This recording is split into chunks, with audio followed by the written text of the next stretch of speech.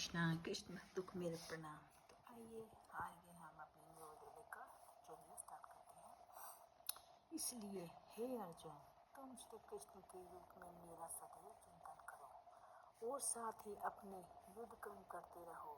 अपने कर्मों को मुझे अर्पित करके तथा अपने मन में और बुद्धि को मुझ पर स्थित करके तुम मुझे निश्चित रूप से प्राप्त करोगे। मैं अर्जुन से उसकी कर्मवृत्ति पेशाब को त्याग कर केवल अपना स्मरण करने के लिए नहीं कहते। भगवान श्री कृष्ण कभी भी कोई अव्यवहारिक बात का परामर्श नहीं देते। इस जगत में शरीर के पालक हेतु मनुष्य को कर्म करना होता है। कर्म के अनुसार मानव समाज के 4 वर्णों में विभाजित है: ब्राह्मण, क्षत्रिय, वैश्य तथा शूद्र। ब्राह्मण अथवा बुद्धिमान वर्ग एक प्रकार से कार्य करता है।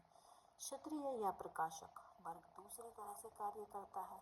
इसी प्रकार वाणिक वर्ग तथा श्रमिक वर्ग भी अपने अपने कर्तव्यों का पालन करते हैं। मानव समाज में चाहे कोई श्रमिक हो, वाणिक हो या प्रकाशक हो या कि किसान हो, या फिर चाहे वह सर्वोच्च वर्ग तथा साहित्यक हो, वैज्ञानिक हो या धर्मशास्त्रज्ञ हो, उसे अपने जीवन यापन के लिए कार्य करना होता है। अतः भगवान अर्जुन से कहते हैं कि उसे अपनी वृत्ति का त्याग नहीं करना है, अपितु वृत्ति में लगे रहकर श्री कृष्ण का स्मरण करना चाहिए।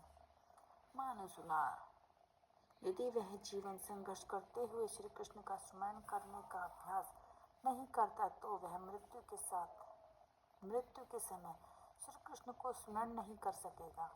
भगवान चैतन्य भी यही परामर्श देते हैं। उनका कथन है, कीर्तन्य सदा हरि। मनुष्य को चाहिए कि भगवान के नामों का सदैव उच्चारण करने का अभ्यास करें। भगवान का नाम तथा भगवान के भगवान अभिन्न है। इसीलिए अर्जुन को भगवान की शिक्षा की, मेरा स्मरण करो, तथा भगवान चैतन्य का यही आदेश है कि भगवान श्री कृष्ण के नामों का निरंतर कीर्तन करो। एक ही है, इनमें कोई अंतर नहीं है, क्योंकि श्री कृष्ण तथा कृष्ण के नाम में कोई अंतर नहीं है। चरम दशा के नाम तथा नामी में कोई अंतर नहीं होता। अतएव हमें अपनी दिनचर्या को इस प्रकार ढालना होगा कि हम सदैव भगवान के नामों का जाप करते हुए 24 घंटे उनका स्मरण करते रहें। यह किस प्रकार संभव है? आचार्यों ने निम्नलिखित उदाहरण दिया है। यदि कोई विवाहिता स्त्री परम पुरुष में अस्तित्व होती है या कोई पुरुष अपनी स्त्री को छोड़कर किसी पराई स्त्री में आस्तिक होता है तो यह आस्तिक अत्यंत प्रबल होती है। ऐसी अस्तित्व वाला हमेशा अपने प्रेमी के विषय में निरंतर सोचता रहता है। जो स्त्री अपने प्रेमी के विषय में सोचती रहती है वह अपने घरेलू कार्य करते समय भी उसी से मिलने के विषय में सोचती रहती है। वास्तव में वह अपने गृह कार्य को इतनी अधिक सावधानी से करती है कि उसका पति उसकी अस्तित्व के विषय में संदेह भी नहीं कर सके। इस प्रकार हमें परम प्रेमी श्री कृष्ण को सदैव स्मरण करना चाहिए और साथ ही अपने भौतिक या सांसारिक कर्तव्यों को सुचारू रूप से करते रहना चाहिए। इसके लिए प्रेम की प्रगाढ़ भावना होनी चाहिए। यदि हम में परमेश्वर के लिए प्रगाढ़ प्रेम हो तो हम अपना कार्य करते हुए उनका स्मरण भी कर सकते हैं, लेकिन हमें इस प्रेम भाव को उत्पन्न करना होगा। उदाहरणार्थ, अर्जुन सदैव श्री कृष्ण का चिंतन करता था। वह श्री कृष्ण का नित्य संगी था और साथ ही योद्धा भी।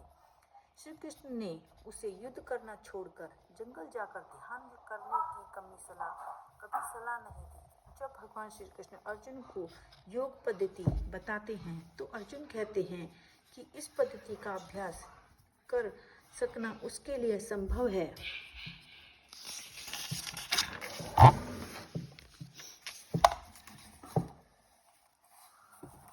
अर्जुन ने कहा, हे मधुसूदन, आपने जिस योग पद्धति का संक्षेप में विवरण किया है वह मेरे लिए अव्यवहारिक तथा असहत्र प्रतीत है, क्योंकि मन अस्थिर तथा चंचल है। भगवद गीता 6.33। लेकिन भगवान श्री कृष्ण कहते हैं, सुमन योगियों में जो श्रद्धावान योगी भक्ति योगी के द्वारा मेरी आज्ञा का पालन करता है, अपने अंतर में मेरे बारे में सोचता है और मेरी दिव्य प्रेम भक्ति में सेवा करता है, वह योग में मुझसे परम घनिष्ठ पूर्वक युक्त होता है और सब में श्रेष्ठ है। यही मेरा मत है। भगवद गीता 6. अतएव जो सदैव परमेश्वर का चिंतन करता है, वह एक ही समय में सबसे बड़ा योगी, सर्वोच्चम ज्ञानी तथा महानतम भक्त है। अर्जुन से भगवान श्री कृष्ण आगे भी कहते हैं कि क्षत्रिय होने के कारण वह युद्ध का त्याग नहीं कर सकता, किंतु यदि वह श्री कृष्ण का स्मरण करते हुए युद्ध करता है तो वह मृत्यु के समय श्री कृष्ण का स्मरण कर सकेगा।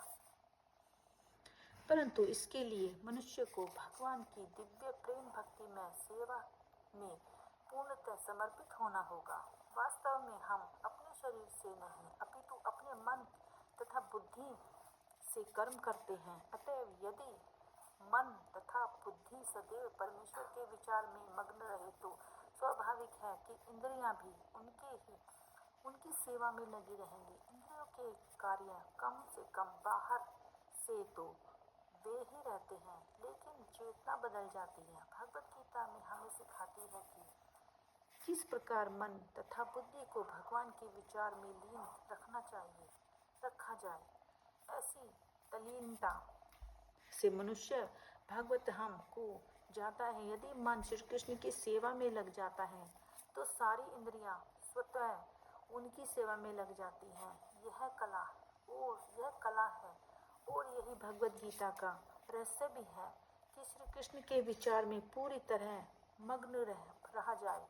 आधुनिक मनुष्य ने चंद्रमा तक पहुंचने के लिए कठोर संघर्ष किया है, लेकिन उसने अपने आध्यात्मिक उत्थान के लिए कठिन प्रयास किया है। यदि मनुष्य को 50 वर्ष आगे जीना है तो उसे चाहिए कि उस थोड़े समय को भगवान का स्मरण करने के अभ्यास में लगाए। यह अभ्यास भक्ति योग है। भगवद गीता श्रीमद् भागवतम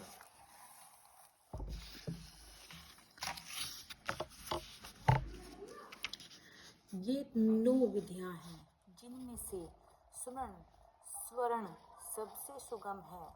भगवद गीता का किसी स्वरूप प्रसिद्ध व्यक्ति से श्रवण उस व्यक्ति को भगवान के चिंतन की ओर मोड़ देगा।